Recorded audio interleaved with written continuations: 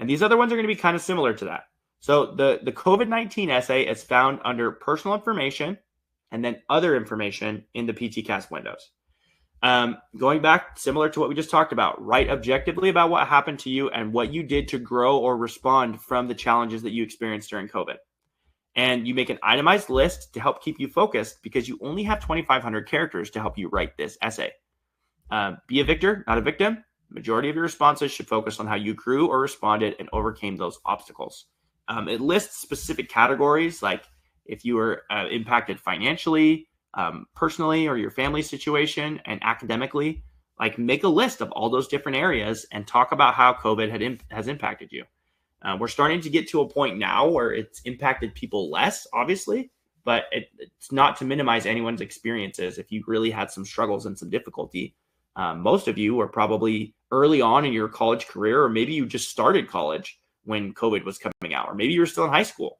Either way, we want to be able to address those things and talk to people about how you've grown and developed and become more resilient because of the experiences that you've had, not just showcase how you wilted like a flower when there was difficulty and expect people to pity you. Please don't do that.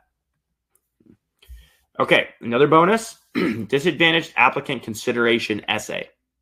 Okay, so this is about 4,500 characters, and it gives you a lot more opportunity to showcase some things. You want to use the questions that they have before the actual essay portion regarding family situation, childhood residency, and high school information to help you determine if you are someone who is going to be considered a disadvantaged applicant. Some people don't know if they qualify. Use those questions ahead of time. And if you answer yes to some of those or all of those, then definitely include some detail to let people understand and have more context into your life and what's led you to the point that you're at now. There's no shame in writing this essay if you have something to write about. If you're like, no, I had another applicant that I'm working with who has not struggled at all in any of those areas. And he asked me, should I write about it? I'm like, well, have you? He said, no, I haven't. And I said, okay, then don't write about it and just move on, right? But if you have struggled, if you have had difficulties, write about it and be objective about it, okay? Again, going back to be a victor, not a victim, write about how you grew or responded and overcame the obstacles that were before you instead of viewing them as a crutch. Look at how they've helped you to be more empathetic, to have more resilience, to have more grit, determination, be able to help other people, to problem solve, all those type of things.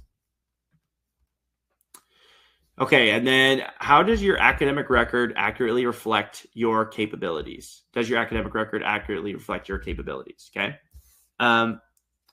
A lot of times what happens in this essay is it devolves quickly. And again, you're going to be like, these are the same principles that you shared in the other ones. It's because they're very similar. There is a tendency when people write this essay that they want to just point fingers at other people or blame someone else besides them or blame their circumstances and not themselves. If you had a bad grade on, or several bad grades or a bad semester on your transcript, you need to own it. Okay. Don't shy away from it. Don't pretend like no one's going to see it, because guess what? If you get invited to an interview invite, they're going to ask you about it, most likely, depending on the setting of the interview. I was asked specifically about the only C+ that I had on my transcript. And I was able to talk about, you know what? I take full ownership and responsibility for what happened in that class. I learned a lot from it.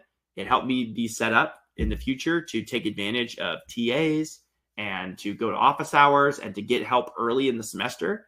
And since then, I have never had any issues like that, right? So it's important to not be a victor, not a victim when you're writing this essay. Focus on how you've grown and how maybe there were some crazy circumstances that you had, like you had a family member pass away, or you got really sick, or you had an accident and you were required to withdraw from your semester at school. Absolutely write about those things, but be objective and be honest about what you share. Don't try to get pity points. Be a victor, not a victim, and talk about how you've grown from those experiences. Okay. That one's only 1,000 characters, so you really have to be to the point with that one.